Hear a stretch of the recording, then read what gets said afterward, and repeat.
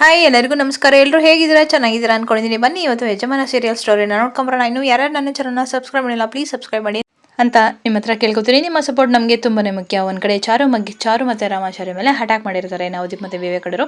ಆಗ ಪೇಯ್ನ್ ತುಂಬಾ ಆಗಿ ಅವಳ ಒಂದು ದೇವಸ್ಥಾನ ಹತ್ರ ಕರ್ಕೊಂಡ್ಬಂದಿರ್ತಾರೆ. ಬಟ್ ಅಲ್ಲಿ ಯಾರ್ದು ಕೂಡ ನೆಟ್ವರ್ಕ್ ಇಲ್ಲದೇ ಇರೋ ಕಾರಣ ತರುಣ್ ಮತ್ತು ರಾಘು ಇಬ್ಬರು ಕೂಡ ಒಂದು ಮನೆ ಹತ್ರ ಬಂದಿರ್ತಾರೆ. ಅಲ್ಲೊಂದು ಮನೆ ಕಾಯ್ತಿರುತ್ತೆ. ಆಗ ದಯವಿಟ್ಟು ಅಮ್ಮ ಹಿಂಗೆ ಒಬ್ಬರಿಗೆ ಹೆರಿಗೆ ನೋವು ಕಾಣಿಸ್ಕೊಂಡಿದೆ, ದಯವಿಟ್ಟು ಸಹಾಯ ಮಾಡಿ. ಇಲ್ಲ ಯಾವ್ದಾರ ವೆಹಿಕಲ್ಸ್ ಇದೆಯಾ? ಇಲ್ಲಪ್ಪ ಇಲ್ಲಿ ಯಾವುದೂ ವೆಹಿಕಲ್ಸ್ ಇಲ್ಲ, ಬೈಕ್ಗಳು ಒಂದೇ. ಹೌದಾ, ಹಂಗಾದರೆ ಈ ಹೆರಿಗೆ ನೋವಿಂದ ತುಂಬ ಓದಾಡ್ತಿದ್ದಾರೆ, ದಯವಿಟ್ಟು ಕಾಪಾಡಿ ಅಂತ ಹೇಳ್ತಾರೆ.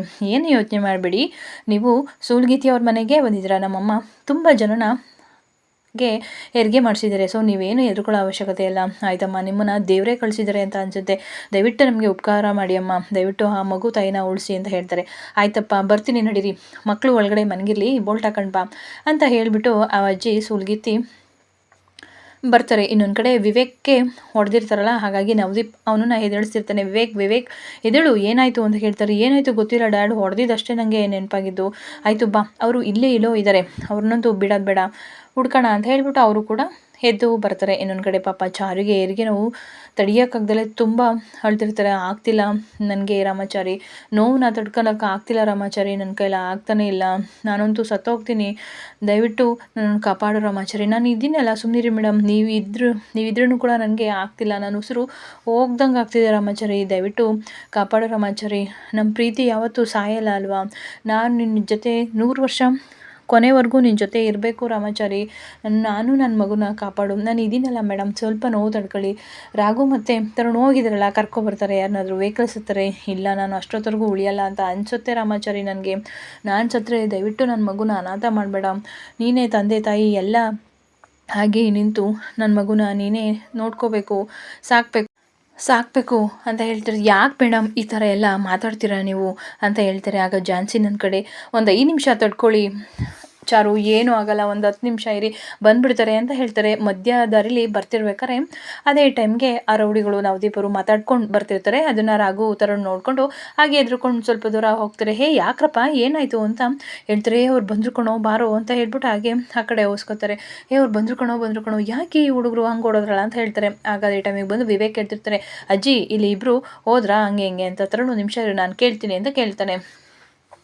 ನನ್ನ ಸೊಸೆಗೆ ತುಂಬ ಹೆರಿಗೆ ನೋವಾಗಿತ್ತು, ಇಲ್ಲಿ ಇಬ್ಬರು ರೌಡಿಗಳು ನನ್ನ ಸೊಸೆನ ಅಟ್ಯಾಕ್ ಮಾಡ್ಕೊಂಬಂದ್ರು ಅಂತ ಹೇಳ್ತಾರೆ. ಹಾಂ ಹೌದು, ಈ ಕಡೆ ಹೋದರು ಅಂತ ಹೇಳ್ತಾರೆ. ಹೌದಾ, ಈ ಕಡೆಯಿಂದ ಯಾವ ದಾರಿ ಸಿಗುತ್ತೆ? ಇಲ್ಲಿಂದ ಸ್ವಲ್ಪ ಮುಂದಕ್ಕೆ ಹೋದರೆ ಒಂದು ಹಾಸ್ಪಿಟಲ್ ಸಿಗುತ್ತೆ, ಹಾಗಾಗಿ ಅವರು ಅಲ್ಲಿಗೆ ಹೋಗಿರ್ಬೋದು, ಹೆರಿಗೆ ನೋವು ಕಾಣಿಸ್ಕೊಂಡಿದೆ, ಅಲ್ಲೇ ಮಾಡಿಸ್ತೀವಿ ಅಂತ ಹೋದ್ರಪ್ಪ ಅಂತ ಹೇಳ್ತಾರೆ. ಹೌದಾ, ಹಾಗಾದರೆ ಇವ್ರನ್ನ ಬಿಡಬಾರ್ದು, ಬನ್ನಿ ಹುಡ್ಕೋಣ ಅಂತ ಹೇಳ್ತಿರ್ತಾರೆ. ಯಾವುದೇ ಕಾರಣಕ್ಕೂ ಅವ್ರನ್ನ ಬಿಡಬಾರ್ದು.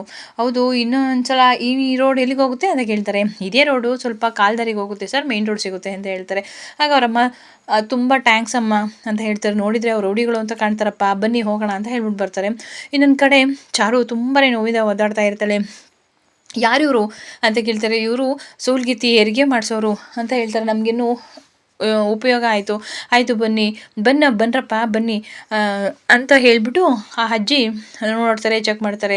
ಆದಷ್ಟು ಬೇಗ ನಾವು ಹೆರಿಗೆ ಮಾಡಿಸ್ಬೇಕಪ್ಪ, ಇಲ್ಲಾಂದರೆ ತುಂಬಾ ಕಷ್ಟ ಆಗುತ್ತೆ, ಅವರು ತುಂಬ ಸುಸ್ತಾಗಿದ್ದಾರೆ, ಈಗ ದೇವರೇ ಕಾಪಾಡಬೇಕು, ಆದಷ್ಟು ಬೇಗ ಎಲ್ಲ ಕಡೆ ಕಟ್ಟಿ ಟವಲಿಂದ ಮುಚ್ಚಿ ಅಲ್ಲಿ ಕರ್ಕೊಂಡು ಹೋಗ್ತೀನಿ ಅಂತ ಹೇಳ್ತಾರೆ. ಆಗ ಅವ್ರ ಮಗಳು ಒಂದು ಪಂಚೆ ಟವಲು ಎಲ್ಲನೂ ಸೇರಿಸಿ ಅಲ್ಲಿ ಇದ್ದಂತಹ ಒಂದು ಟವಲ್ಗಳಾಗಲಿ ಪಂಚೆಗಳಾಗಿ ಎಲ್ಲದಿಂದ ಕವರ್ ಮಾಡಿ ಸೇರಿಸ್ತಾರೆ. ಆಗ ಅವಳನ್ನ ಚಾರುನ ಅದರೊಳಗಡೆ ಕರ್ಕೊಂಡು ಹೋಗ್ತಾರೆ. ಆಗ ಒಂದು 5 ನಿಮಿಷ ಆಚೆ ಇರಪ್ಪ, ನಾವು ನೋಡ್ತೀವಿ ಅಂತ ಹೇಳ್ತಾರೆ. ಆಗ ಅಜ್ಜಿ ಆದಷ್ಟು ಬೇಗ ಸ್ವಲ್ಪ ಬಿಸಿನೀರನ್ನ ತೊಗೊಂಬರಪ್ಪ, ಬಿಸಿನೀರಿಗೆ ಅರೇಂಜ್ ಮಾಡಿ, ನಮ್ಮ ಮನೆಗೆ ಹೋಗ್ತಾರೋ ತುಂಬ ಲೇಟ್ ಆಗುತ್ತೆ ಅಂತ ಹೇಳ್ತಾರೆ. ಆಯಿತು, ಬಿಸಿನೀರು ಅರೇಂಜ್ ಮಾಡ್ತೀವಿ ಅಂತ ಹೇಳ್ತಾರೆ. ಆಗ ಚಾರು, ಅಮ್ಮ ನನಗೆ ಆಗ್ತಿಲ್ಲ, ತುಂಬ ಪೇಯ್ನ್ ಆಗ್ತಿದೆ ಅಂತ ಹೇಳ್ತಾರೆ. ಏನಾಗಲ್ಲಮ್ಮ, ಹೆಣ್ಣಿನ ಜನ್ಮ ಅಂದ್ರೇ ಅಂಥದ್ದು, ನೋವನ್ನೆಲ್ಲ ತಡ್ಕೊಂಡ್ರೆ ಒಂದು ಹೆಣ್ಣಿನ ಬೆಲೆ ಗೊತ್ತಾಗೋದು. ಒಂದು ಮಗುಗೆ ಜನ್ಮ ಕೊಡೋದು ಅಂದರೆ ಅಷ್ಟು ಸುಲಭ ಅಲ್ಲ, ಸ್ವಲ್ಪ ನೀನು ಉಸಿರುಗಟ್ಟು, ಸ್ವಲ್ಪ ಟ್ರೈ ಮಾಡು ಆಯಿತಾ, ನೀನು ಮಾಡಿದರೆ ಮಗುನ ಬದುಕಿಸ್ಕೋಬೋದು, ಮಗು ಆಚೆ ಬರುತ್ತೆ ಅಂತ ಹೇಳ್ತಾರೆ. ಆಗ ಬಿಸಿನೀರಿಗೆ ಅಂತ ಆಚೆ ಕಡೆ ವ್ಯವಸ್ಥೆ ಮಾಡ್ತಿರ್ತಾರೆ. ಇನ್ನೊಂದು ಕಡೆ ನವದೀಪ್ ಮತ್ತು ವಿವೇಕ್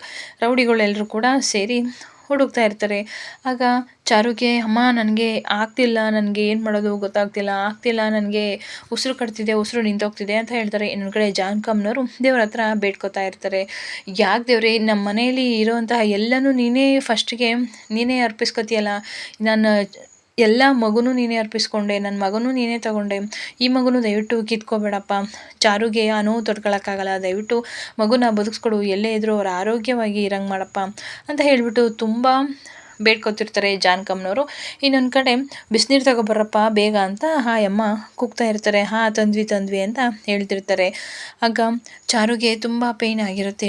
ನನಗಾಗ್ತಿಲ್ಲ ಅಂತ ಹೇಳ್ತಾರೆ. ಅದೇ ಟೈಮ್ಗೆ ರಾಮಾಚಾರಿ ಕೈ ಇಟ್ಕೊಂಡು, ಒಂದು 5 ನಿಮಿಷ ಮೇಡಮ್, ಒಂದು ಸ್ವಲ್ಪ ನೀವು ಸಪೋರ್ಟ್ ಮಾಡಿ, ನನ್ನ ಮಗು ಆಚೆ ಬರುತ್ತೆ, ನಮ್ಮ ಪ್ರೀತಿ ಅಲ್ವಾ ಇದು, ನಮ್ಮ ಪ್ರೀತಿ ಕಾಣಿಕೆ ಅಲ್ವಾ, ದಯವಿಟ್ಟು ಒಂದು ಸ್ವಲ್ಪ ಇದು ಮಾಡಿ, ಇಲ್ಲ ನನಗೆ ಉಸಿರು ನಿಂತೋಗ್ತಿದೆ, ಸುಸ್ತಾಗ್ತಿದೆ ರಾಮಾಚಾರಿ, ನನಗಾಗ್ತಿಲ್ಲ ರಾಮಾಚಾರಿ ಅಂತ ಹೇಳ್ತಿರ್ತಾರೆ. ಹಂಗೆಲ್ಲ ಹೇಳಬೇಡಿ ಮೇಡಮ್, ನಿಮ್ಮ ಜ್ಞಾನ ತಪ್ಪಬೇಡಿ ಅಂತ ಹೇಳ್ತಿರ್ತಾರೆ. ಇನ್ನೊಬ್ಬರು ಆ ಸೋಲ್ಗಿತಿ ಅವ್ರಿಗೂ ಪ್ರಜ್ಞೆ ತಪ್ಪಬಾರ್ದು, ಆಗ ನೋಡ್ಕೊಳ್ರಪ್ಪ ಅಂತ ಹೇಳ್ತಿರ್ತಾರೆ. ಏನು ಮಾಡೋದಮ್ಮ ಗೊತ್ತಾಗ್ತಿಲ್ಲ, ಅವರು ತುಂಬ ಸುಸ್ತಾಗಿದ್ದಾರೆ, ಅವರು ಸ್ವಲ್ಪ ಉಸಿರು ಬಿಗಿ ಇಟ್ಕೊಳ್ಳೇಬೇಕು, ಉಸಿರು ಬಿಗಿ ಇಟ್ಕೊಂಡ್ರೆ ಮಾತ್ರ ಮಗು ಆಚೆ ಬರೋಕ್ಕೆ ಸಾಧ್ಯನಪ್ಪ ಅಂತ ಹೇಳ್ತಾರೆ. ಆದರೆ ಚಾರು ತುಂಬಾ ಸುಸ್ತಾಗಿ ಆಲ್ರೆಡಿ ಪ್ರಜ್ಞೆ ತಪ್ಪ ಸ್ಥಿತಿಯಲ್ಲಿ ಬಂದಿರ್ತಾರೆ. ಮೇಡಮ್ ಎದ್ದೇಳಿ ಮೇಡಮ್, ನಿಮ್ಮ ಸಪೋರ್ಟ್ ನಮಗೆ ತುಂಬಾ ಮುಖ್ಯ, ಎದ್ದೇಳಿ ಮೇಡಮ್, ಇದೊಂದು ಸಲ ಮೇಡಮ್, ನಮ್ಮ ಮಗು ಆಚೆ ಬರಬೇಕಲ್ವಾ, ಎದ್ದೇಳಿ ಅಂತ ರಾಮಾಚಾರಿ ತುಂಬಾ ಕೂಗ್ತಿರ್ತಾರೆ. ಚಾರು ಇಲ್ಲ ನನಗೆ ಆಗೋದೇ ಇಲ್ಲ ರಾಮಾಚಾರಿ ಅಂತ ಹೇಳಿ ಹಾಗೆ ಉಸಿರನ್ನ ನಿಧಾನವಾಗಿ ಬಿಡ್ತಾ ಇರ್ತಾರೆ. ನಿಜವಾಗ್ಲೂ ನನಗೆ ಆಗ್ತಿಲ್ಲ, ನಾನು ಸತ್ತೋಗ್ತಿದ್ದೀನಿ ರಾಮಾಚಾರಿ, ದಯವಿಟ್ಟು ನನ್ನ ಕ್ಷಮಿಸು ರಾಮಾಚಾರಿ ಅಂತ ಎಲ್ಲ ಹೇಳ್ತಿರ್ತಾರೆ. ಇನ್ನೊಂದು ಕಡೆ ಪಲ್ಲವಿ ಅವ್ನ ಗಂಡ ಜೊತೆ ಮಾತಾಡ್ತಿರ್ತಾಳೆ. ಆಗ ಅವ್ರ ದೊಡ್ಡಪ್ಪ ಏನಿದು ಇನ್ನೂ ಕರೆಂಟು ಉರಿತಾನೆ ಇದೆಯಲ್ಲ, ಪಲ್ಲವಿ ಯಾಕೆ ಮನಗಿಲ್ಲ ಅಂತ ಬಂದುಬಿಟ್ಟು ನೋಡ್ತಾರೆ.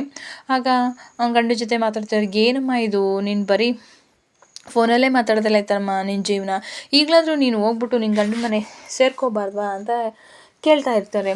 ಅದು ಹೇಗೆ ದೊಡ್ಡಪ್ಪ, ಏನು ಅಂತ ಹೇಳ್ತೀರಾ, ನೀನು ಅಂದ್ಕೊಂಡಾಗೇ ಝಾನ್ಸಿಗೂ ರಾಘುಗೂ ಡಿವೋರ್ಸ್ ಆಯಿತು, ಅನಿತಾಗೂ ರಾಘುಗೂ ಮದುವೆ ಫಿಕ್ಸ್ ಆಗಿದೆ, ಈಗಲಾದ್ರೂ ನೀನು ನಿನ್ನ ಗಂಡ ಮನೆಗೆ ಹೋಗಿ ಸಂಸಾರ ಮಾಡ್ಬೋದಲ್ಲ. ಇಲ್ಲ ದೊಡ್ಡಪ್ಪ, ನಾನು ಅವ್ರು ಮಾತು ಕೊಟ್ಟಂಗೆ ನಾನು ಅನಿತಾನ ನನ್ನ ಮನೆಗೆ ತುಂಬಿಸ್ಕೊಂಡ್ಮೇಲೆ ನಾನು ಆ ಮನೆಗೆ ಹೋಗೋದು. ಇಲ್ಲಮ್ಮ, ಅವಕಾಶಗಳು ಸಿಕ್ಕಾಗ ನಾವು ಅದನ್ನು ಬಳಸ್ಕೋಬೇಕು, ಈಗೆಲ್ಲ ಆಗಿದೆಯಲ್ಲ, ನಿನ್ನನ್ನು ಒಪ್ಕೊಂಡಿದ್ದಾರಲ್ಲ, ಸೊ ಹಾಗಾಗಿ ನೀನು ಅವಕಾಶ ಸಿಕ್ಕಿದೆ, ನೀನು ಹೋಗಿ ನಿನ್ನ ಸಂಸಾರನ ಶುರು ಮಾಡು, ಸಂಸಾರ ಶುರು ಮಾಡಿದ್ಮೇಲೆ ಯಾರೇ ಏನು ಮಾಡೋಕ್ಕಾಗಲ್ಲ, ಸಿಕ್ಕಿರೋ ಅವಕಾಶನ ನೀನು ಕಳ್ಕೊಬೇಡ ಅಂತ ಹೇಳ್ತಾರೆ. ಇಲ್ಲ ದೊಡ್ಡಪ್ಪ, ನಾನು ಹೋಗಲ್ಲ, ಇಷ್ಟೊಂದು ಹಠ ಮಾಡೋದು ಒಳ್ಳೇದಿಲ್ಲ, ನಾನು ನಿನಗೆ ಹೇಳೋದನ್ನು ಹೇಳಿದ್ದೀನಿ ಪಲ್ಲವಿ ಅಂತ ಹೇಳ್ತಾರೆ. ಇನ್ನೊಂದು ಕಡೆ ಪಾಪ ಚಾರು ನಿಧಾನವಾಗಿ ತುಂಬಾ ಸುಸ್ತಾಗಿರ್ತಾಳೆ. ಹಾಗಾಗಿ ಮಾತಾಡೋದು ಕೂಡ ನಿಲ್ಲಿಸ್ಬಿಡ್ತಾಳೆ. ಚಾರು ಮೇಡಮ್ ಎದ್ದೇಳಿ ಪ್ಲೀಸ್ ಎದ್ದೇಳಿ ಮೇಡಮ್, ನಿಮ್ಮ ಸಪೋರ್ಟ್ ನಮಗೆ ತುಂಬಾ ಮುಖ್ಯ, ಇಲ್ಲಾಂದರೆ ಮಗು ಆಚೆ ಬರಲ್ಲ ಮೇಡಮ್, ಎದ್ದೇಳಿ ಮೇಡಮ್ ಅಂತ ರಾಮಾಚಾರಿ ತುಂಬಾ